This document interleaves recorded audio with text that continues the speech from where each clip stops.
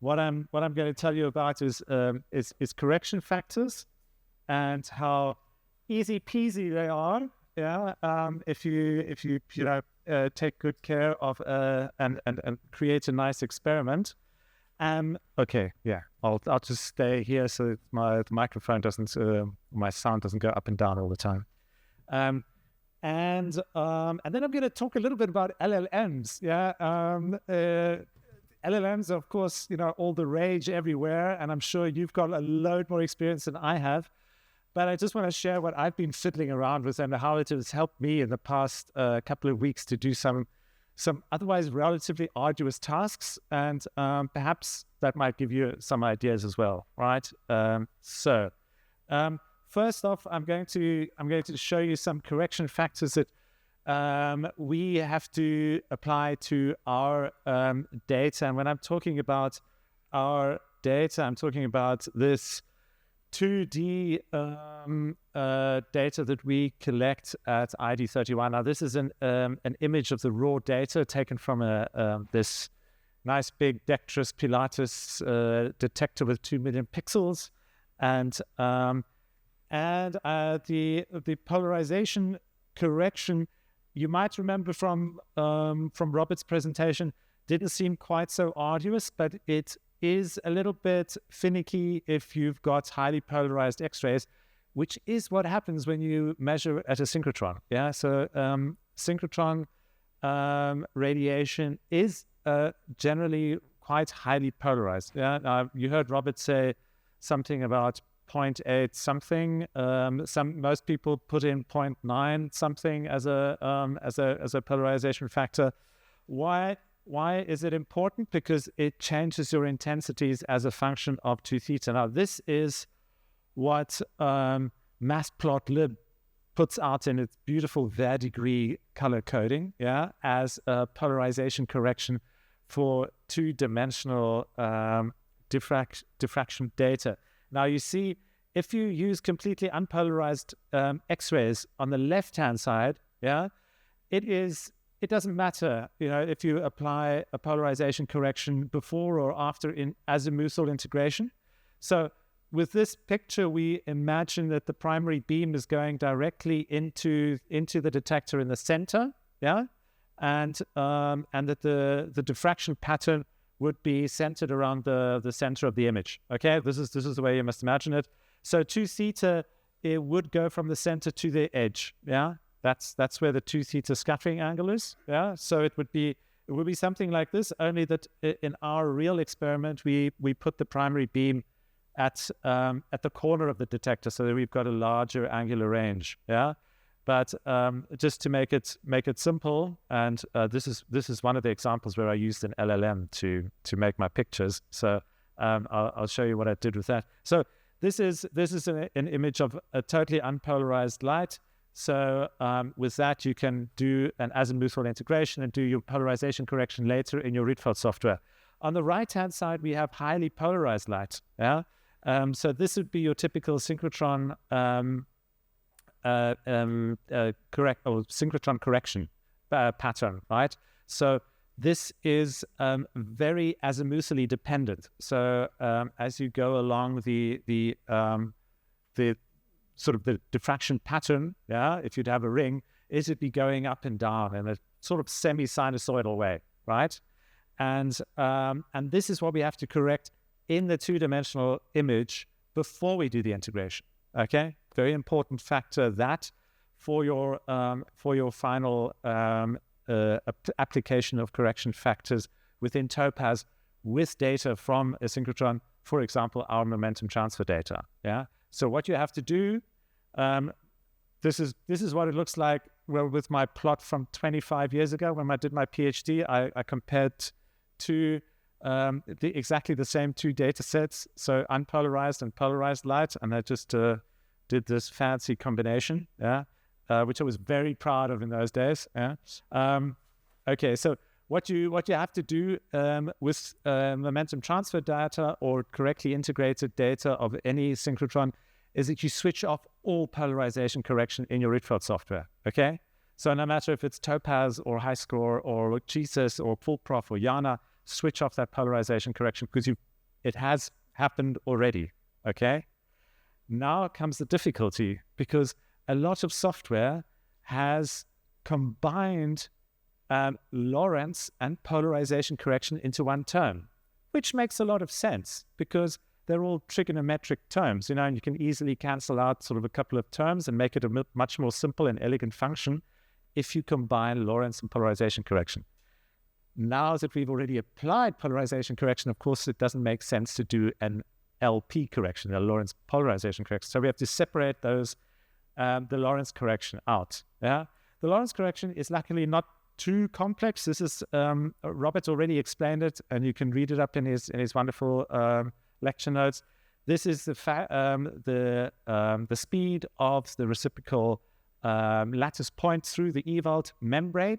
Yeah, so the thickness of the Ewald sphere and the speed of that reciprocal lattice point through it.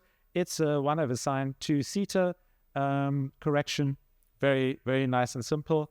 There is another correction that has to go in that you'll see over here. That's the sine theta part, which just gives the probability of a crystallite being in the diffraction position. Yeah, so you just combine those. We'll put those two corrections in, and then you're A4 away, and you've got all the intensity corrections that come from the experiment done.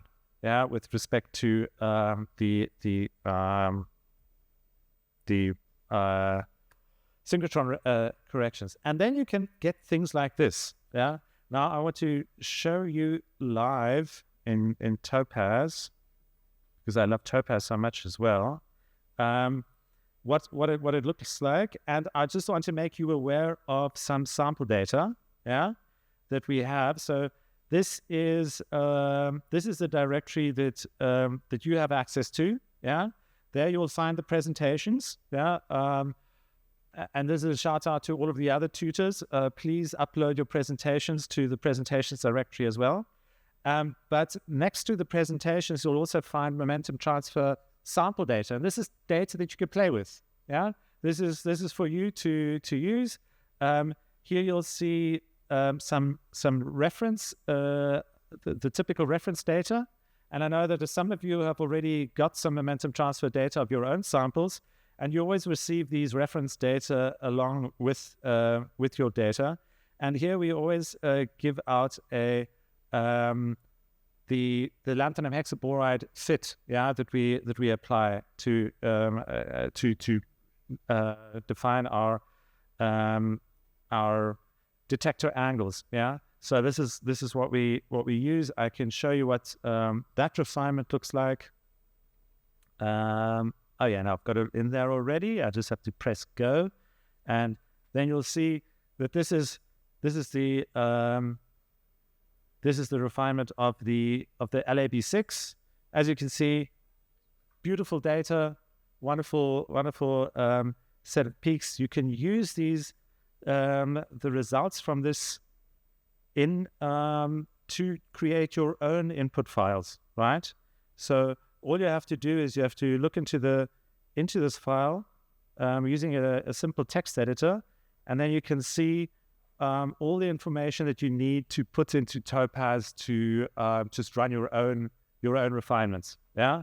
So what all the instrumental aspects are over on. They are over here. So you get the macro for the intensity corrections all over here. You call them in your diffraction block over here like this, and you have your instrumental resolution over here, whereas user-defined dependency. Yeah, all you have to switch off is the refinement. So you have to delete this at symbol, so that they don't refine when you are actually running your own sample, so that you can get crystallite size and strain information out of your diffraction pattern, and then you're all set. Yeah, so it should be, or we try to make it as easy as possible, but you have to know where to look, yeah, to get to these files. So just again, here in this XRPD reference fits, you'll find the input file with the with all the information about the instrumental resolution. Yeah. So these samples that have been measured, they're all over here. They're all pharmaceutical samples, and some of you might know pharmaceutical samples are generally organic. Yeah, so they're organic molecules, and very hard X-rays is what we use at ID31. So 75 keV is our wave is our energy that we use. That's 0.16 angstrom wavelength. It's very short. Typically, organic molecules don't scatter a huge amount with such high energies, but we still manage to get beautiful data out of it. So I did check out one of these for you. One of the examples, I put it in the presentation of mine. So you'll find amoxicillin, yeah, and that is yes, I'll clear all data. That's the data of amoxicillin. Yeah, this is a Russian amoxicillin that I got my hands on. Yeah, and that I analyzed for you, and we do the refinement. I use like Arndt, I like using these HKL files or HKL blocks or models as background models. That has a nice advantage that you can get an information about the amorphous scattering, or the scattering from the non-crystalline parts of the material. And in this case, there's quite a lot of non-crystalline material. It's mostly the excipients, I presume, yeah, but they make up a large part of the scattering. But then you can see here very nicely the amoxicillin is refined beautiftifully, and so is a clivulianic acid, which is added typically to amoxicillin to make it less prone to be more efficacious against these multi-resistant viruses, yeah, or sorry, not viruses, germs.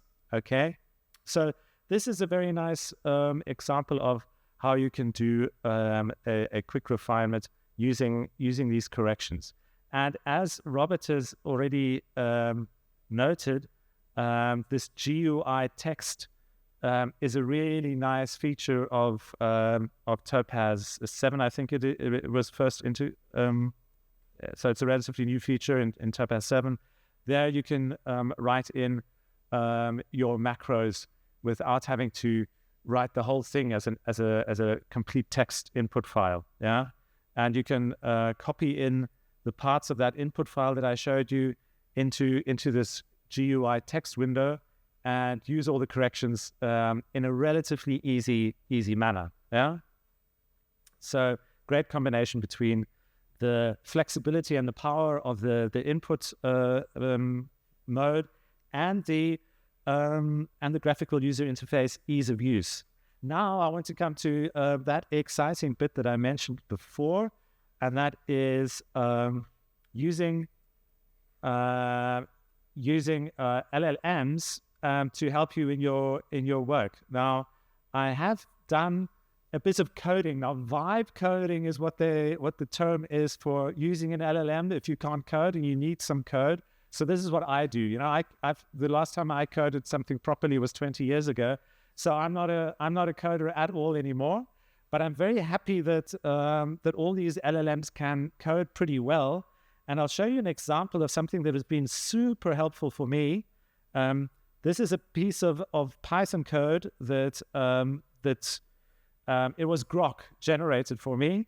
I told him that I want to read. Oh no, hang on, this is not. This is the polarization correction. Oh, this is the NCM. Okay, so I wanted to analyze dozens of nickel, cobalt, manganese layered oxides. Yeah. For a battery project, and Topaz has wonderful output macros. Just sometimes they don't exactly work the way you want them to do. So I wrote Grok wrote this for me, and it passes all the variables that I set in the Topaz input files and writes them writes the values out into a table. And the magic actually happens here in this extract value and error little function over here, which was written by Grok. So I was really happy when I got this to work, because it made my life a lot easier.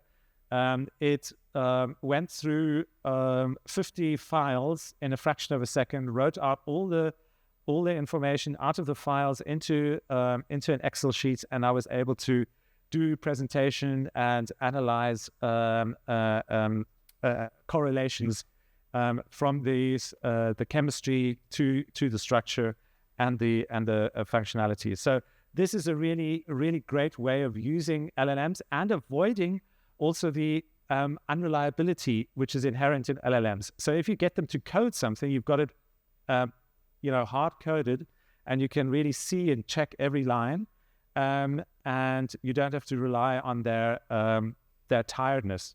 Because yesterday I had this experience, and this was with another LLM called Claude. Yeah, it seemingly got tired and started repeating itself, like in a sentence, like sort of repeating words, and that was quite irritating, because also the code was like jumbled up and a mess. So LLMs also seem to get tired as well, yeah, and not only us people.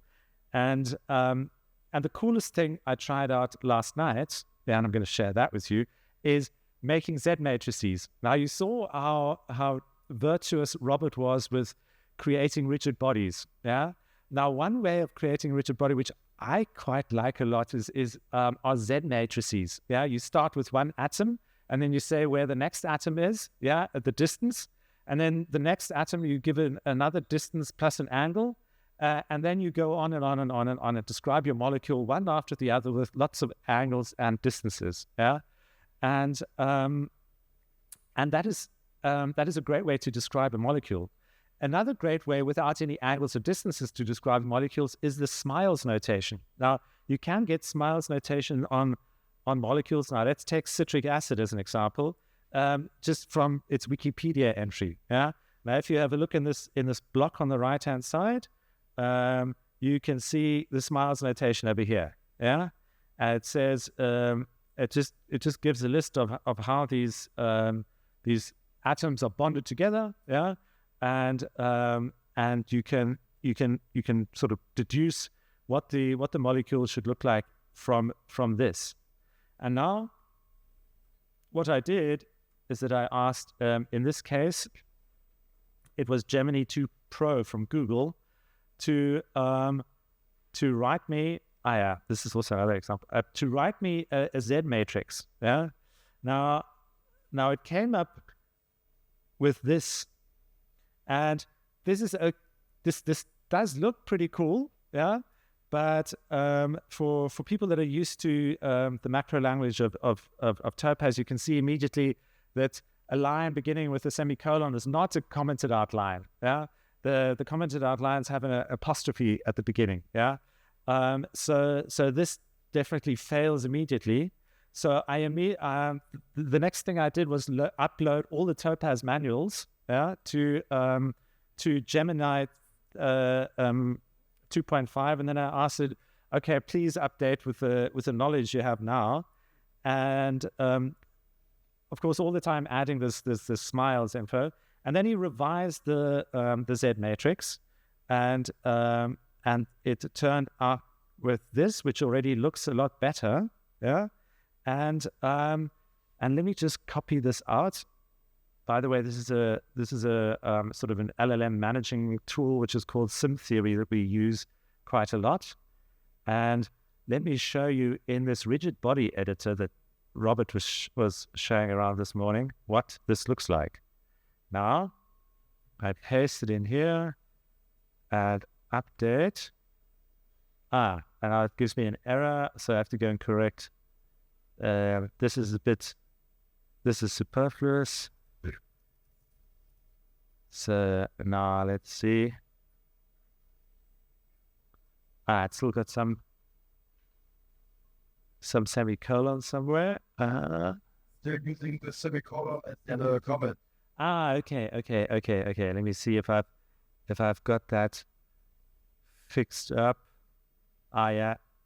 I think, yeah, this is the last version. Yeah, I think I fixed that up manually. So, let me just go ahead and paste this in, and then we can have a look and see what it comes up with. Now, you can see immediately that there is something not quite right. Yeah, but it doesn't look bad. It's like nearly there. I mean, I get the feeling it's nearly there. So I don't want to be horrible to it. So I just go and have a look and see what type of angles it's defined over here. And the nice thing is, I told it to write these as parameters. So torsion angles and bond distances are all their own parameter. So the whole Z matrix is defined like this. And I think, because this is the error that I also made very often, is that I got my torsion angles wrong.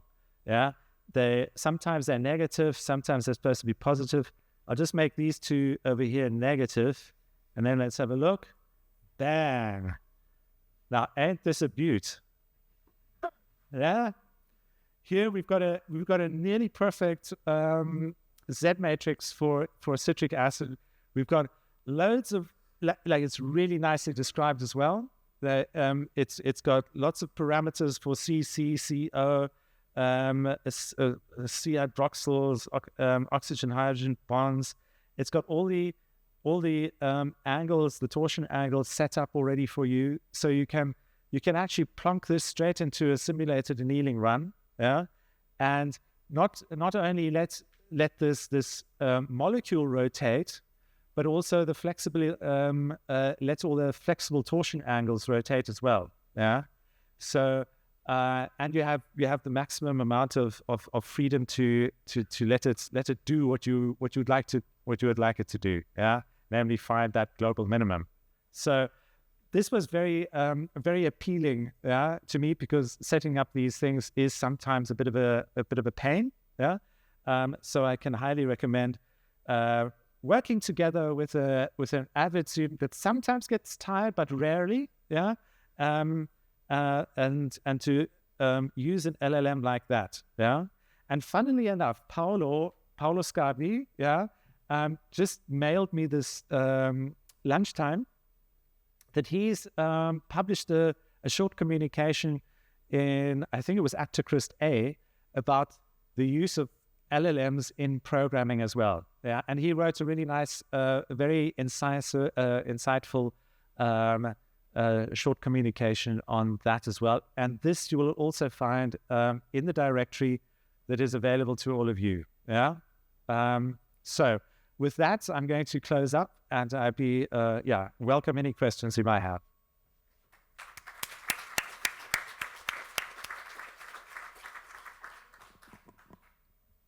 There are questions? Because we have only 15 time for coffee break, I suggest to go to coffee break. We have a shorter coffee break today, not 30 minutes, but only 15. Okay, then I suggest to go there and to ask to Anne there during the coffee break. Thank you again.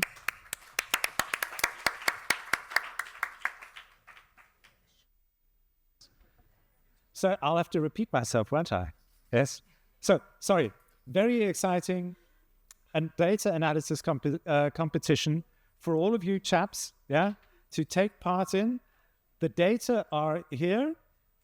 We've got X-ray diffraction patterns, brilliant X-ray diffraction patterns, brilliant PDF data, and you are invited to do your analysis on as many of these samples that you would like to, and send them in to us. We will send you around to all participants. We'll send you around a link where you can upload your results, and the best submission wins 25 free measurements, right? 25 free samples of higher resolution powder diffraction and PDF data.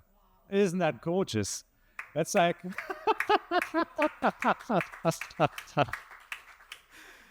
and the second prize is nearly as good. It's 15, yeah? It's amazing. I mean, I would have been able to do my whole PhD with this. And the third prize is still pretty decent. It's 7. So I welcome you all to, or I invite you all to take part in this. To hone your skills and to submit your data analysis, and we will then get back to you, to the winners. We will, of course, announce it on our website, and make a big celebration of X-ray diffraction and PDF data analysis. So thank you. Thank you, Bernd. Thank you.